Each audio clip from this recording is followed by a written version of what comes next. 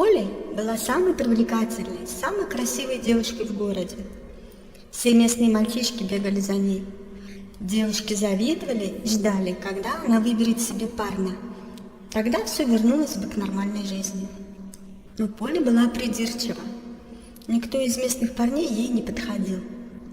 И вот однажды, после учебы в университете, в город вернулся Джордж, и Полли была покорена.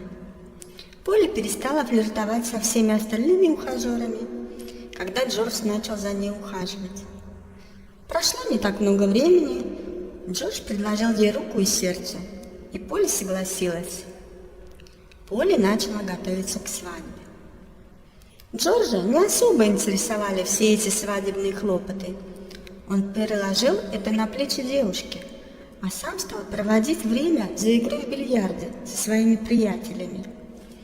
В бильярдном клубе он встретил Эллен, дерзкую дочь владельца бильярдного клуба. У нее были пронзительные черные глаза и шикарные черные волосы.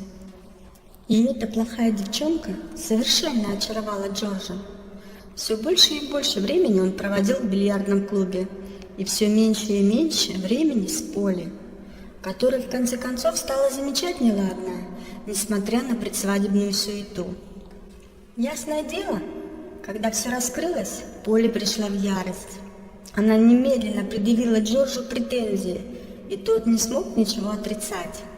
Джорджа поставили на место.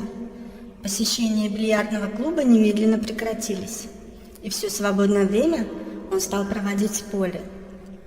Джордж был не в восторге от всего этого, но его семья поддержала Полли, и ему пришлось смириться с таким положением вещей. День свадьбы выдался ясным и солнечным. Гости терпеливо ждали жениха на крыльце, но Джордж не появился. В конце концов, все отправились на поиски пропавшего жениха, и выяснилось, что он покинул город с Эллен за час до свадьбы. В ужасе мать Полли шла сообщить своей дочери эту новость. Полли, сияющая и сверкающая в своем длинном белом платье, побледнела, когда ей сообщили, что произошло. Потом она застыла и внезапно схватилась рукой за левую сторону, когда внезапная боль пронзила ее. Она умерла от сердечного приступа еще до того, как упала на пол. Через несколько дней Полли похоронили на кладбище. Она была одета в свое белое свадебное платье и фату. Весь город пришел на похороны, и все рыдали, что умерла такая красивая молодая девушка.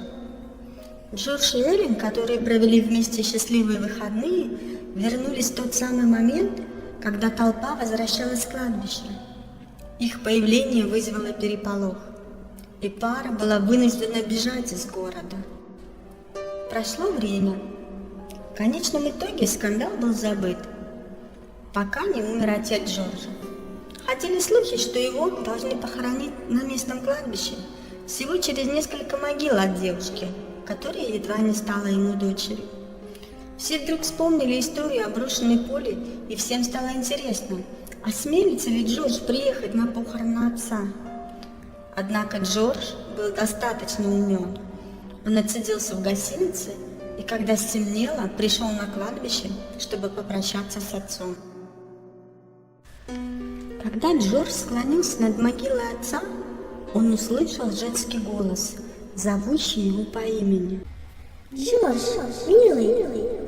Джордж оглянулся и увидел фигуру в длинном белом платье. Это была Полли. Дрожь ужаса пробежала по его рукам и ногам. Он выставил руку вперед, стараясь закрыться от плывущего по воздуху в его сторону призрака. Призрачная невеста подлетела к нему, и ее рука сомкнулась на протянутой ладони Джорджа в ужасной пародии на рукопожатие. «Ты мой, Джордж», — сказала Полли. У него не хватало сил вырвать руку. Рука Джорджа горела от боли. Джордж издал последний крик отчаяния и снова рванул руку. Вдруг он освободился. Джордж, очертя голову, бросился в переулок возле церкви. Когда Джордж добрался до гостиницы, боль в его руке отдавалась по всему телу. Он упал на кровать и уставился на свою руку, которая засохла и почернела, словно она давным-давно пострадала в пожаре. Травма была слишком тяжелой и распространилась слишком быстро. В течение 2 дней Джордж умер. Полли наконец заполучила своего мужчину.